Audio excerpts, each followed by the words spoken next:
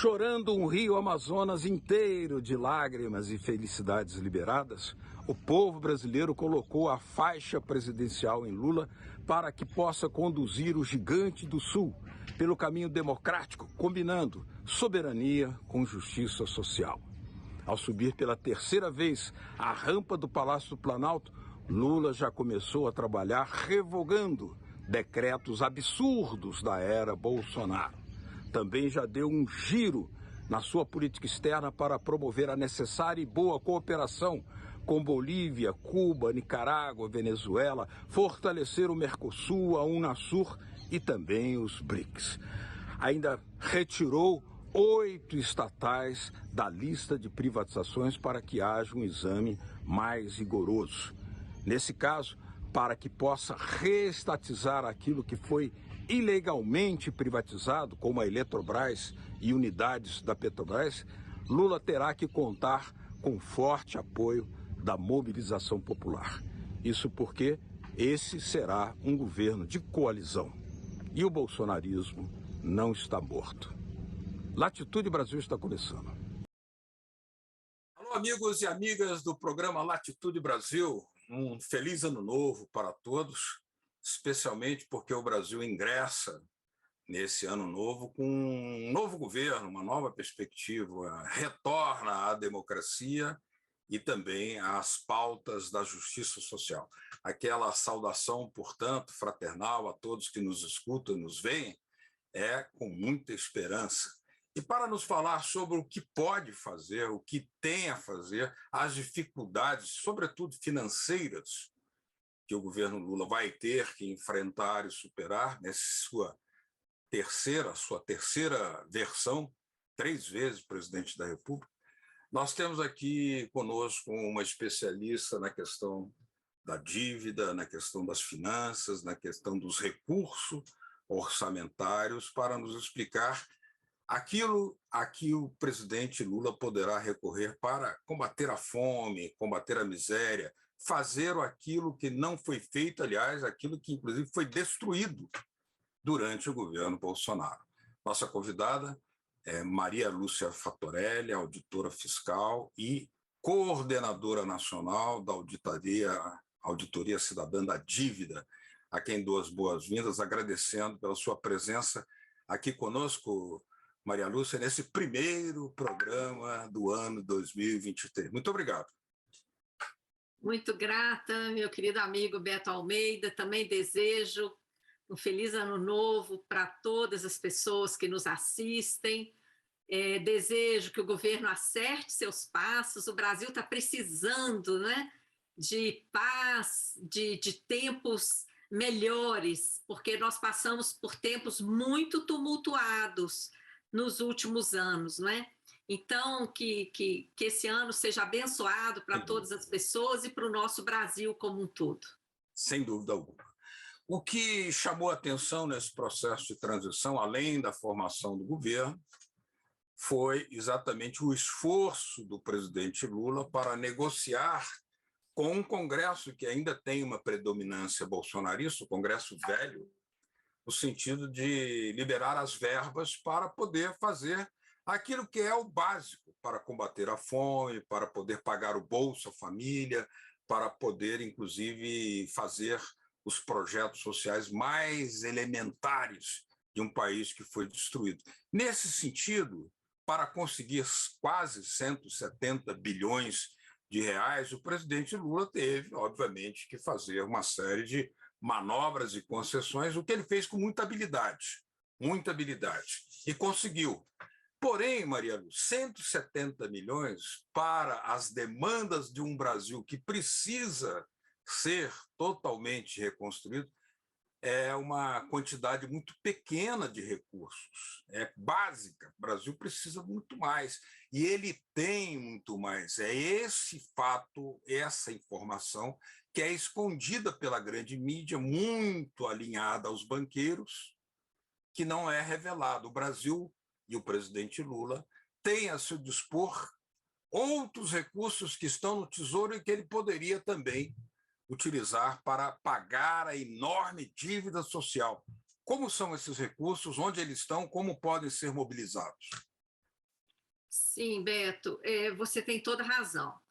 O Brasil, além de todas as potencialidades em termos de recursos naturais, riquezas e clima favorável, etc., etc., além de tudo isso, nós temos cerca de 5 trilhões em caixa e a gente tem mantido essa montanha de dinheiro há anos. Desde 2014, é mais de 4 trilhões. E foi aumentando, aumentando, já chegamos a 5 trilhões. Onde que está esse dinheiro? Para responder a sua pergunta. Na gaveta, Beto. Na gaveta, dinheiro disponível. Tá? E nós temos dinheiro na conta única do Tesouro Nacional, dinheiro lá disponível, a maior parte decorrente de títulos da dívida pública que foram vendidos e o dinheiro ficou lá, formando o que o próprio Tesouro Nacional já respondeu a um requerimento de informações que a gente apresentou, dizendo que era colchão de liquidez para dar segurança a rentistas. Então, assim, principalmente num momento como esse, em que a taxa de juros brasileira está disparadamente a mais elevada do planeta, os rentistas querem títulos. Não tem nenhuma aplicação no planeta que renda mais do que um título da dívida pública brasileira. Então, eles querem títulos e eles demandam. E o Tesouro vai lá e vende. Em um mês, vendeu quase 70 bilhões de títulos. Em um mês? Em mês de outubro, vendeu quase 70 bilhões. Ou seja, então, toda a PEC, todo o volume de recursos que o presidente Lula conseguiu foram 170 bilhões, quase 170 bilhões. E em um mês apenas foram 70 bilhões emitidos para o pagamento dos juros da dívida pública, parte para os banqueiros. Sim, Beto, parte para o pagamento e parte para ficar lá no caixa, para dar garantia de que vai continuar tendo dinheiro para pagar. Agora, esse dinheiro fica empossado lá, fica paralisado lá, quando há essa imensa demanda, dolorosa demanda de fome e favela no Brasil? Beto, não só fica parado lá, como os títulos que foram vendidos, além do necessário, demandam pagamento de juros. Então, nós ficamos com uma bolada em caixa e uma bolada que custa caro, que a gente tem que pagar juros sobre os títulos que foram vendidos. Então, aí tem uma fonte de dinheiro que o governo poderia lançar mão imediatamente, mas isso aí esbarra no tal do teto de gastos, que é a emenda constitucional 95, aprovada lá no governo golpista de Michel Temer, sob aquele verdadeiro terrorismo de que o país estava em crise. Realmente estava em crise fabricada pelo Banco Central, que lá no governo da Dilma começou a elevar os juros, chegou a 14,25%. E aumentou a remuneração da sobra de caixa dos bancos para 1 trilhão, esterilizando 1 trilhão de reais. Produziu a crise, e a crise justificou a aprovação daquela insana emenda 95, que criou teto, limite, apenas para os gastos sociais, com saúde, educação, previdência, assistência, segurança, etc., e estrutura do Estado. O gasto com a dívida não tem limite. Então, para que está servindo o teto? Aí não tem teto, né? Aqui, os gastos com a estrutura do Estado, os gastos sociais necessários para a sociedade brasileira, enquanto o juro da dívida, nada, sem limite, sem teto, sem controle algum, Beto. Agora, o presidente Lula, Maria Lúcia, ele fez reiteradamente durante a campanha, e agora ele tem como presidente já empossado, com a terceira oportunidade, ele tem a seu lado uma consciência que o levou às lágrimas certa vez, quando ele disse: Eu não vou ficar economizando para pagar banqueiro. Isso provocou um chilique no mercado. Mas essa é uma postura do presidente Lula que o levou às lágrimas perante a nação inteira. Como mobilizar as forças progressistas para que ele possa reverter esse quadro? Então, ele precisa enfrentar o que a gente chama de sistema da dívida. Por quê? Se ficar apenas falando o teto não tem sentido, o teto já foi furado várias vezes, isso não mobiliza. O que mobiliza é dizer, esse teto é insano, ele foi estabelecido apenas para amarrar os investimentos sociais e gastar à vontade, sem controle, com juros de uma dívida que não tem contrapartida. Porque aqui é outro aspecto que a gente precisa abrir, Beto. Se nós tivéssemos uma dívida que o dinheiro contratado com a venda de títulos estivesse sendo empregado em investimentos geradores de emprego, renda, desenvolvimento socioeconômico, muito provavelmente nós estaríamos aqui agora, nesse momento, falando de outras coisas. Por quê? Uma dívida empregada em investimentos, ela é perfeitamente sustentável, não é problema. Porque o investimento, ele gera emprego, ele gera renda, ele movimenta o dinheiro na economia, todas essas operações geram arrecadação de tributos e a dívida é tranquilamente sustentável. O problema da dívida brasileira é que ela é completamente insustentável. É uma dívida que não tem contrapartida em investimentos. Quem falou isso, quem declarou isso ao Senado, foi o Tribunal de Contas da União. O que pode ser feito para reverter esse quadro em que a dívida, inclusive, é utilizada como pretexto, como fantasma, para as privatizações contra o povo brasileiro? Olha, a primeira medida que o presidente Lula pode fazer, independentemente do Congresso Nacional, é um decreto à semelhança do que fez o Rafael Correa, que presidiu o Equador. Ele pode, por decreto, criar uma comissão de auditoria da dívida, com participação da sociedade, como foi no Equador. Lá, quando se apurou as ilegalidades, ilegitimidades da dívida, e o presidente semanalmente foi a público para explicar aqueles mecanismos financeiros, como os que existem aqui no Brasil, né? Presidente Lula, imagina o presidente Lula explicando para o povo brasileiro a remuneração diária da sobra de caixa dos bancos.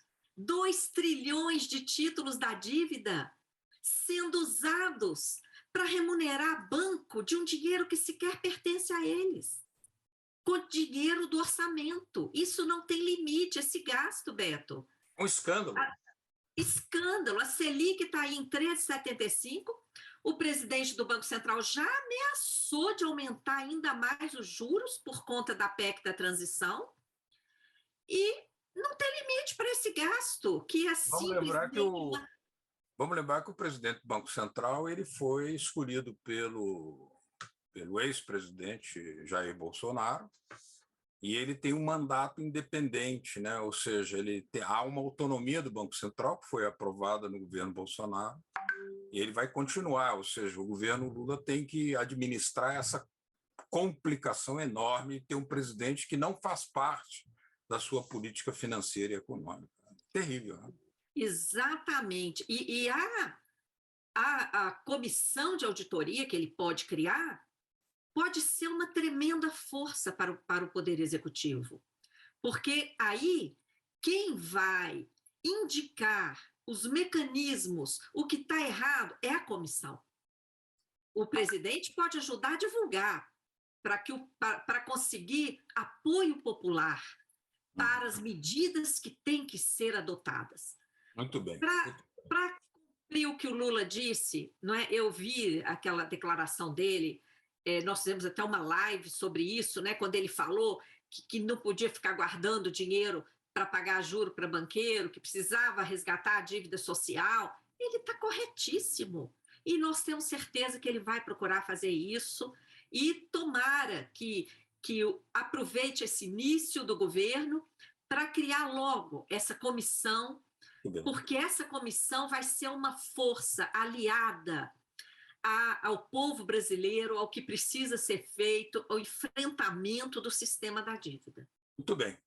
Estamos conversando aqui com Maria Lúcia Fattorelli, coordenadora nacional da Auditoria Cidadã da Dívida. Voltamos já com Latitude Brasil, agora no próximo bloco, discutindo uma proposta de lei, um projeto de lei para limitar os juros, que no Brasil são os mais altos do mundo. Já voltamos.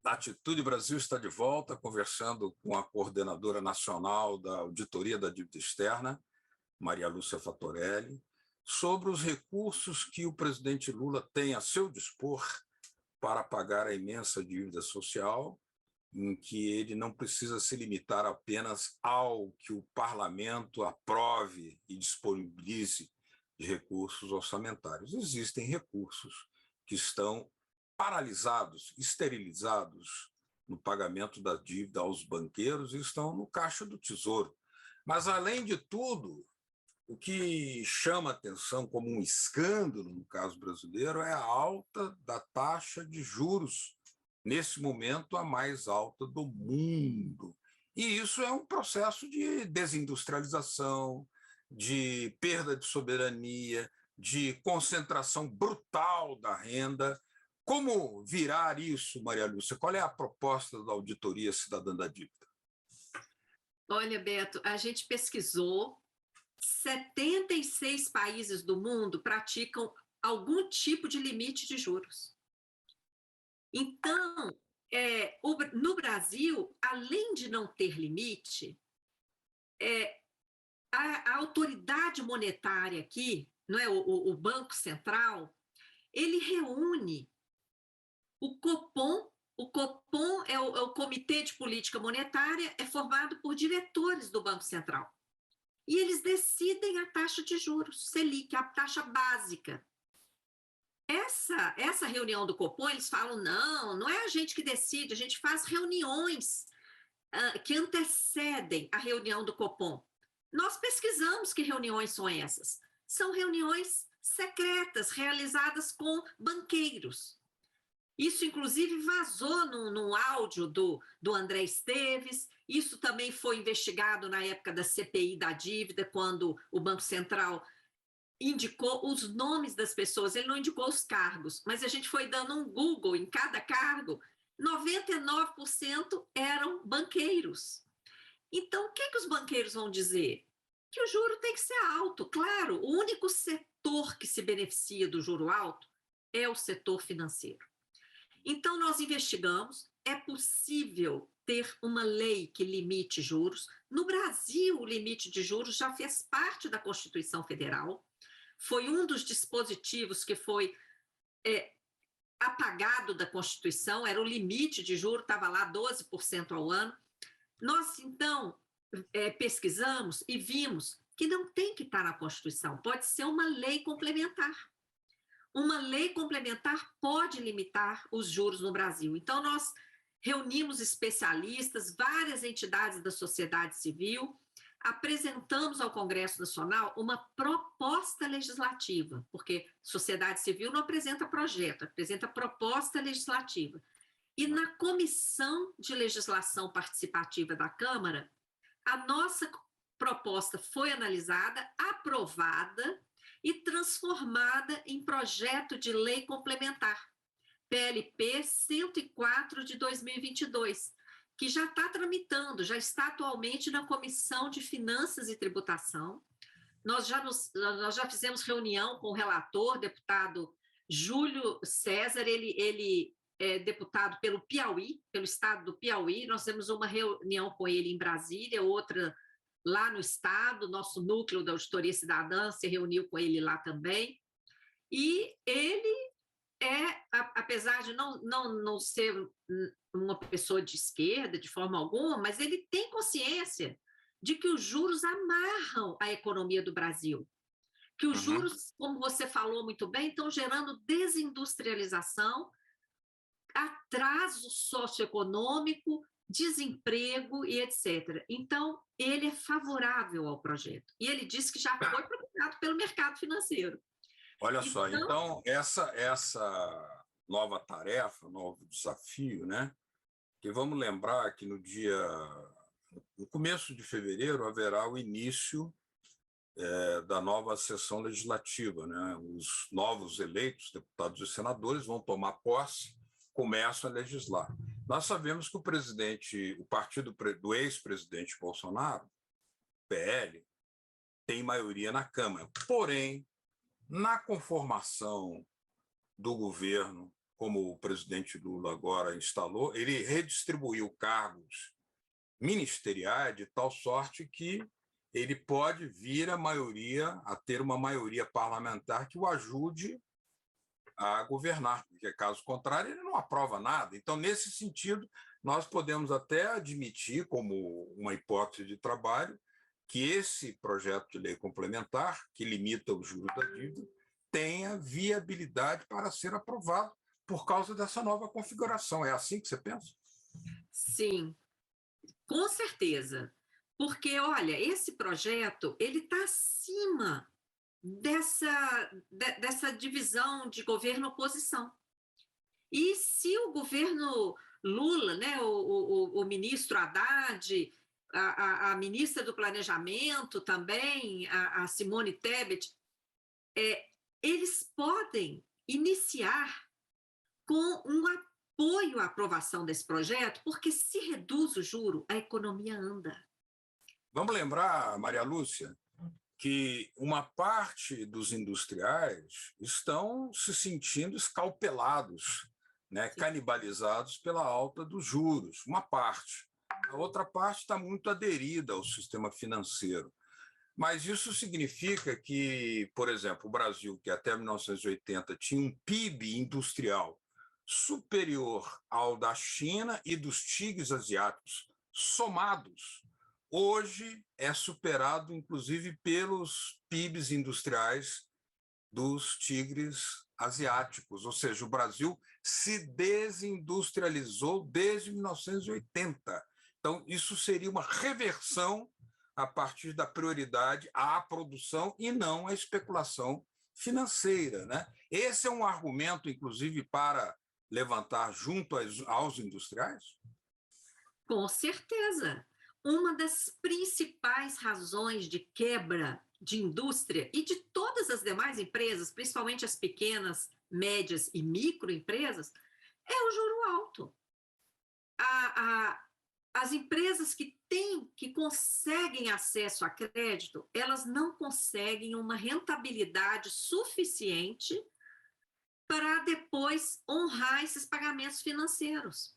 Ou então, se conseguem, os pagamentos financeiros consomem todo o seu lucro e ela fica de novo impedida de investir e crescer.